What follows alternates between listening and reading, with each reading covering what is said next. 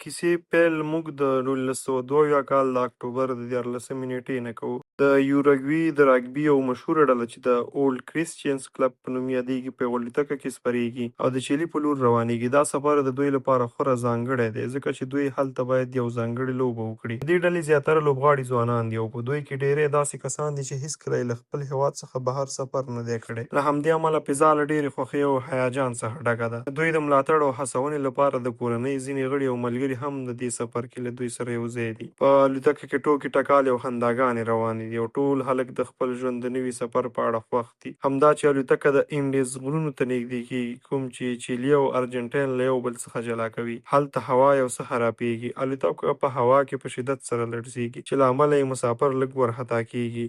یو مسافر نورو ته د وضعیت په اړه داسې تشریح ورکوي چې له ارجنټاین څخه راتلونکې ګرمه هوا کله چې د غرونو له سړې هوا سره ټکر کېږي نو یو ځانګړی کشش رامنځته کوي چې له امله یې هوایي ټکانونه پیښیږي. هغه هڅه کوي چې ټول ارامه کړي خو ډېر ژر دا هوایي ټکانونه ډېر زیاتېږي. ناڅاپه الوتکه په هوا کې څو میله ښکته لور ته لویږي.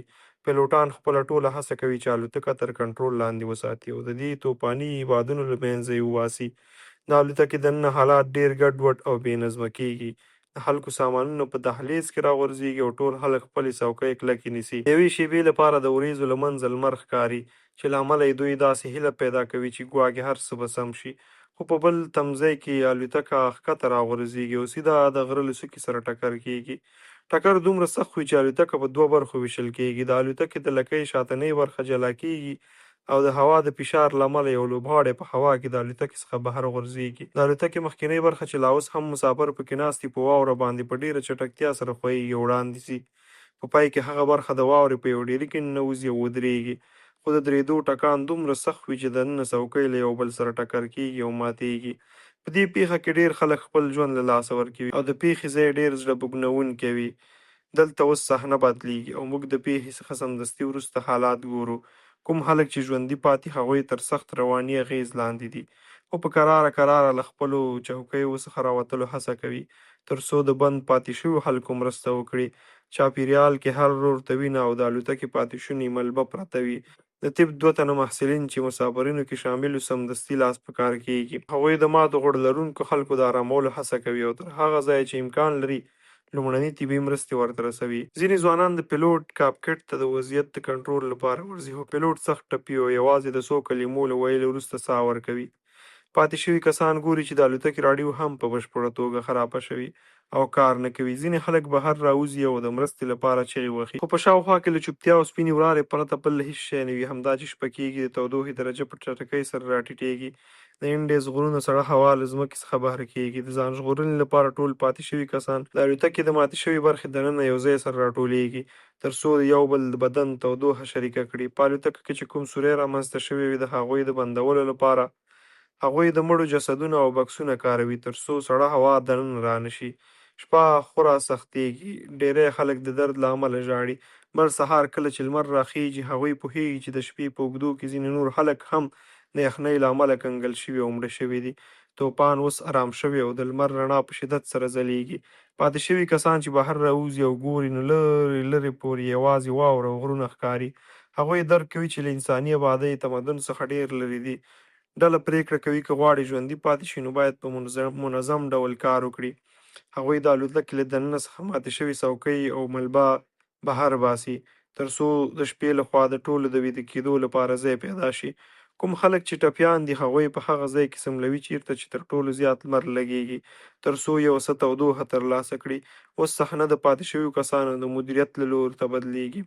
هغوی هر یو سوټکیس او بکس په پوره ځیرکتیا سره ګوري. هر هغه شی چې ګټور ښکاري په احتیاط سره یې ساتي. تر ټولو مهم کار د خوړو موندل دي. د ټولې الوتکې له لټولو وروسته هغوی په خورا کمه اندازه چاکلیټ او شراب په لاس ورځي. مړي له الوتکې څخه لرې وړل کېږي او په واوره پوښل کېږي تر څو خراب نشي او د هغوی خیلمن وي چې کله ژغورنې ډله راشي نو دا جسدونه به له ځان سره یوسي. کله چې هر څه تنظیم شي هغوی خورا لږ خوراک کوي. ناڅاپه هغوی ته د یوې الوتکې غږ اورېدل کېږي. ټول خلک په خپلو ټول ځواک سره چغې وهي او لاسونه ښوروي خو الوتکه د هغوی له لیدلو پرته تېرېږي. دویمه شپه هغوی په یو څه غوره چمتووالي سره د ویده کېدو لپاره ځي. هغوی له بکسونو څخه جامې راوباسي او د کمپلو په توګه یې کاروي او سوري په سوټکیسونو بندوي. په دریمه ورځ ناینډو نومي کرکټر چې له پښې ایښې وروسته بېهوښه شوی وي په هوش راځي. نور خلک ورته وضعیت تشریح کوي چې څه پېښ شوي دي. د ناینډو حالات خورا خراب وي. هغه په هر ډول وي چې خپلې خور ته ځي چې هغه په خپله هم خورا نازک حالات کې وي. کله چې ناینډو د خپلې مور په اړه پوښتنه کوي نو ورته ویل کېږي چې هغه په پېښه کې مړه شوې ده. په دې اورېدو سره ناینډو ماتېږي او د خپل پلار په اړه فکر پیلوي چې په یوراګوي کې به یوازې وي او د اوبو کمښت پوره کولو لپاره پاتې شوي کسان د اوسپنې په ټوټو واورو ږدي او د لمر په تودوخه یې ویلي کوي. هغوی د سوټکیسونو په مرسته په واوره باندې یو لوی ایکس نښان جوړوي په دې هیله چې له پورته تېرېدونکو الوتکو دا نښان سیګنال ښکاره شي. کله چې بله الوتکه له پورته څخه تېرېږي هغوی د هندارو آینو په کارولو سره د لمر رڼا منعکس کوي او چغې وهي. هغه ګوري چې د الوتکې وزرونه لږ کاږه شوي چې له امله یې دوی ته داسې ښکاري شاید پیلوټ هغوی لیدلي او بیرته به راشي. خو بله ورځ کله چې هغوی بیا د الوتکې غږ اوري نو هغه خورا لرې وي. له خورا لرې څخه راځي. د دې معنا دا وي چې د لټون عملیات په کومه بله سیمه کې روان دي او دوی لا نه دي موندل شوي. له دې وروسته صحنه بدلیږي او ډله د ژوندي پاتې کېدو پر لارو چارو بحث پیلوي. د دوی په یاد کېږي چې د الوتکې بیټرۍ په لکۍ شاتنۍ برخه کې وي چې شلېدلې او جلا غورځېدلې. هغوی ته داسې ښکاري که چېرته بیټرۍ ومومي نو راډیو چالانولی شي. ځینې کسان له هندارو او څوکیو له څرمنو څخه غینکې جوړوي تر څو د واورو له امله له ړندېدو څخه وژغورل شي. 4 تنه پاتې شوي کسان د غره په پورته لور د لکۍ موندلو لپاره ورځي. خو څو میله پورته له تلو وروسته هغوی درک کوي چې د پیښې ځای په داسې ژوروالي او واوره کې دی چې له لرې څخه بیخي نه ښکاري. د دې معنا دا وه چې د ژغورلې د الوتکې لپاره د دوی موندل نږدې ناممکن دي. په همدې وخت کې هوا خرابېږي او واوره اورېدل پیل کېږي نو هغوی 4 واړه بېرته الوتکې ته راګرځي. ورځې تېرېږي او د یوې اونۍ له تېرېدو وروسته د دوی خوراکي توکي راشن پای ته رسېږي. په هغه سیمه کې چې نه کوم څاروی شته او نه کوم بوټی. له لوږې تنګ شوي کسان په ډبرو پورې نښتي د خوړلو هڅه کوي خو خوند یې خورا بد وي. ناینډو چې عملي فکر لري هغه وایي که چیرې ژوندي پاتې کېدل غواړئ نو باید د مړو کسانو غوښه وخورئ. په دې خبره په ډله کې یو لوی بحث او جنجال پیل کېږي. ځینې کسان وایي دا ګناه ده او ځینې نور د اخلاقي اصولو له امله انکار کوي.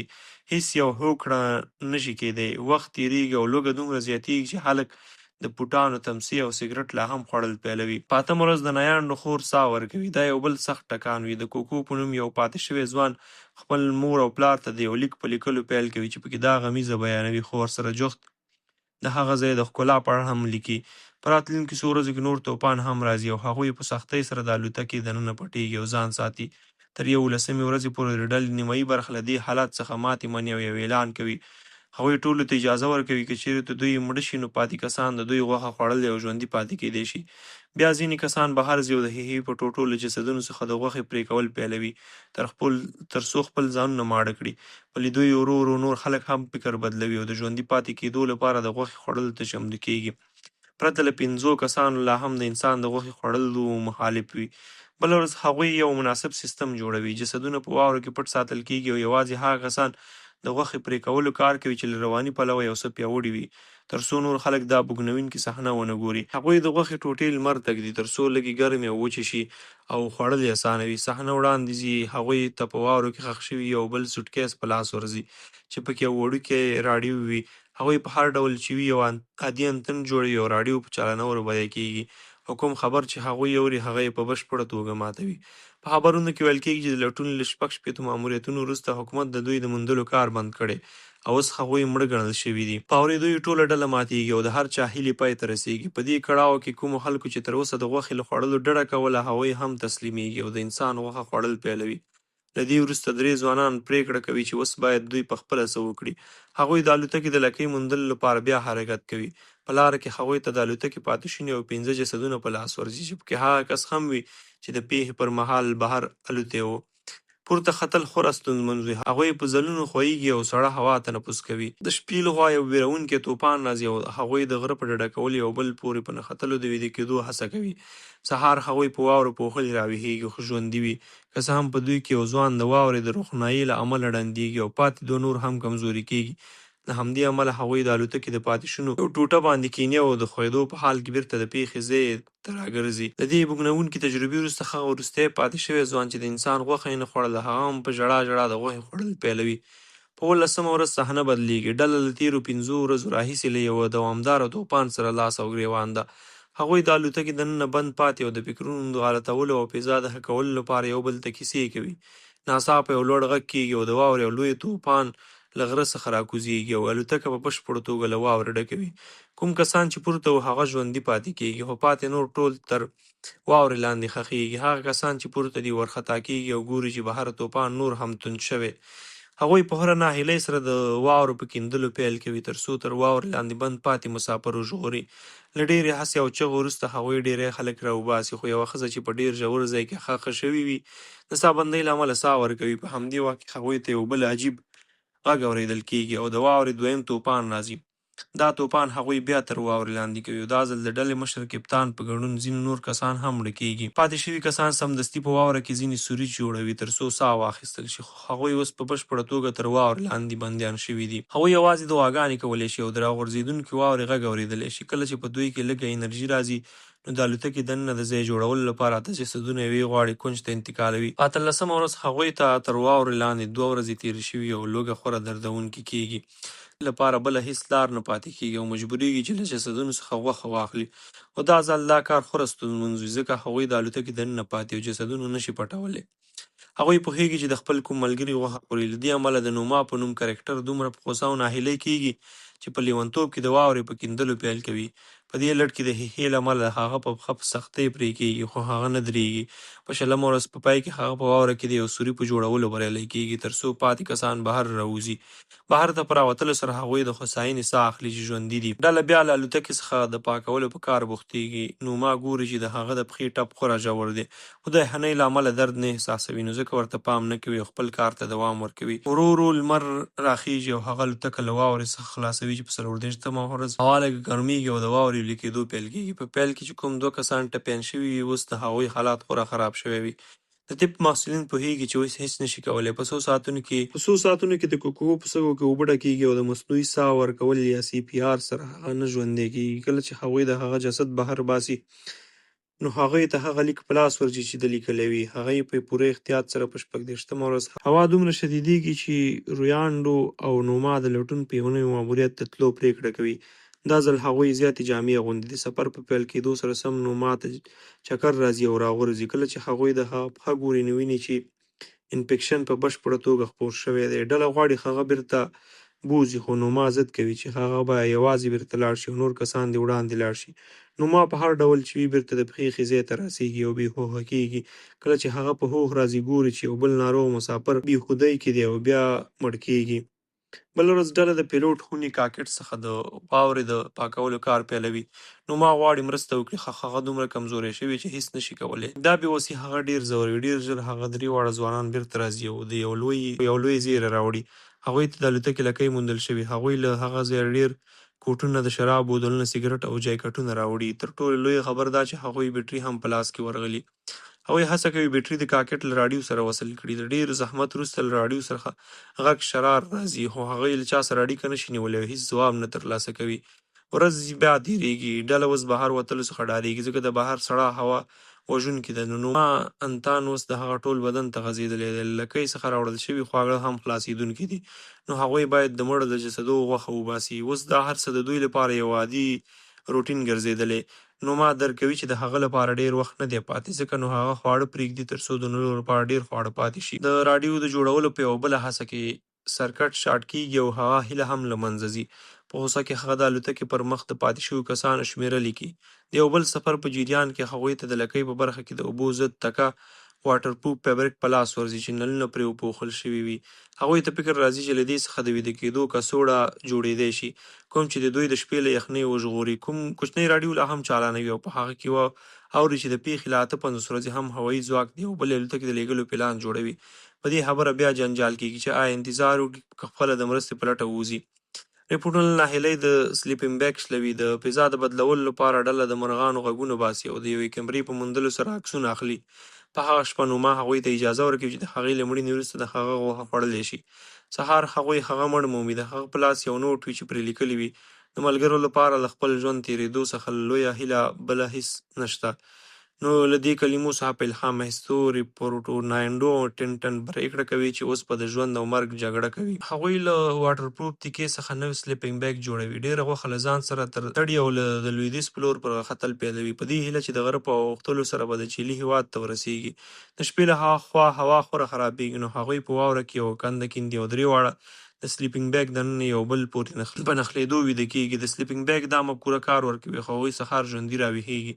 کله چې هغوی د یو خورا لوړ غږ څوکې ته رسېږي، نو د منظرې په لیدو یې عقل له کوره کډه کوي. هغوی فکر کوي چې د غره هغې غاړې ته به درې وي، خو هلته یوازې تر میلونو پورې غرونه او غرونه وي. په دې لیدو هغوی ماتېږي او فکر کوي چې بیرته لاړ شي، ځکه داسې اوږد سفر لپاره خواړه نه لري. هممهال ټینټن په خپله خوښه چمتووالی ښایي چې هغه به بیرته لاړ شي، تر څو د هغه برخه خواړه روبرټو او ناینډو وکاروي او مخکې لاړ شي. ټینټن په واوره باندې د ښویېدو په حال کې بیرته ځي او روبرټو او ناینډو مخکې ګامونه اخلي. دا سفر خورا اوږد او ستومانه کوونکی وي. د ډېرو ورځو له پورته ختلو او ښکته کېدو وروسته په پای کې ځمکه بدلېږي، واوره کمیږي او ډبرینه ځمکه ښکاره کېږي. هممهال ټینټن په خپله خوښه چمتووالی ښایي چې هغه بیرته لاړ شي، تر څو د هغه برخې خواړه. کله چې د ناینډو بوټ ماتېږي، روبرټو د جامو په تړلو سره هغه جوړوي او هغوی نه درېږي. یو ماښام روبرټو له ستړیا غورځي او کانګې پیلوي، خو ناینډو هغه ته همت ورکوي، وایي چې موږ دا کار کولی شو. سهار هغوی بیا په لاره کېږي. د هغوی زحمت هغه مهال رنګ راوړي کله چې هغوی ته یو سیند په لاس ورځي چې خوږې اوبه لري، او هلته هغوی ته شین اوبه او بوټي هم ښکاري. ناڅاپه د ناینډو سترګې د سیند هغې غاړې ته په یو سړي لګېږي چې په اس کېناست دی او د دوی لور ته ګوري. د دې په لیدو هغوی ته خپلو سترګو باور نه راځي. د سیند شور خورا زیات وي او له همدې امله هغه سړی د دوی غږ نشي اورېدلی. ناینډو او روبرټو چیغې وهي او لاسونه ښوروي. هغه سړی اشاره کوي او ځي، خو بله ورځ بیرته راګرځي. هغه د سیند له هغې غاړې څخه له یوې ډبرې سره کاغذ او پنسل تړي او د دوی لور ته یې راغورځوي. ناینډو په هغه کاغذ لیکي چې هغوی د یوراګوي د الوتکې د پیښې پاتې شوي کسان دي. د هغوی ملګري په غرونو کې ټپیان دي او مرستې ته اړتیا لري. هغه کاغذ بیرته د سړي لور ته غورځوي. هغه سړی چې نوم یې سرجیو دی، د پیغام له لوستلو وروسته سمدستي د مرستې راوړلو لپاره روانېږي. ډېر ژر دا خبر د هوایي ژغورنې ادارې ته رسېږي او دا ژغورنې د ماموریت پلان جوړېږي. سرجیو بیرته راځي او ناینډو او روبرټو له خپلې کوډلې ته بیایي، چېرته چې هغه ته له داسې ډېرو ورځو وروسته لومړی ځل ښه خواړه په لاس ورځي. په لږ وخت کې هلته د خبریالانو ګڼه ګوڼه جوړېږي چې له دوی څخه عجیبې پوښتنې کوي. د پیښې په ځای کې پاتې شوي کسانو په راډیو کې دا خبر اورېدلی وي چې ناینډو او روبرټو موندل شوي. ټوله ډله له خوښۍ په نڅا کېږي. هغوی خپلو ځانونه پاکوي، ویښتان ږمنځوي، تر څو کله چې د ژغورنې ډله راشي نو هغوی ښه ښکاره شي. هغوی خپل سامانونه تړي او د الوتکې ځینې ټوټې د نښانې په توګه له ځان سره ساتي. ډېر ژر په اسمان کې د هلیکوپټر غږ انګازې کوي. د ژغورنې په هلیکوپټر کې د روبرټو او ناینډو هم وي. په پیلوټانو ته لار ښیي چې د پیښې ځای چیرته دی. په یو ورځ په پای کې هغه شیبه راځي چې د هر چا ورته انتظار وي. هلیکوپټر یې ښکته کېږي او پاتې شوي کسان د ډېرې خوښۍ له امله ژاړي. یو کس د ژغورنې ټول عملیات ثبتوي. پاتې شوي کسان ضد کوي چې هغوی په خپل بکسونه له ځان سره وړي، که څه هم ځای کم وي. په ټولیزه توګه 14 کسان ژوندي پاتې شوي وي. کله چې هلیکوپټر ښار ته رسېږي نو د هغوی کورنۍ هلته له وړاندې څخه انتظار باسي. د لیدو صحنه خورا عاطفي وي. پاتې شوي کسان روغتون ته وړل کېږي، چېرته چې ډاکټران خبریالان بهر ساتي او د دوی بشپړ معاینه کوي. د هغوی بدنونه اسکلیټ غوندې شوي وي او په سختۍ ګامونه اخیستل. هر پاتې شوی کس ته خپل کټ ورکول کېږي او په هغه شپه هغوی یوازې ویده کېدو کې ویره احساسوي او د رواني صدمې له امله ټول په یوه ډله کې یو ځای سره راټولېږي او ویده کېږي، کټ مټ لکه څنګه چې په غره کې ویده کېدل. د فلم په پای کې موږ ګورو چې پاتې شوي کسان خپل عادي ژوند ته بیرته راګرځېدو هڅه کوي. هغه تجربې هغه تل لپاره بدل کړي. هغوی ملګري یادوي چا چې خپل ژوند قربان کړ تر څو پاتې نور کسان ژوندي پاتې شي. په همدې سره دا کیسه پای ته رسېږي.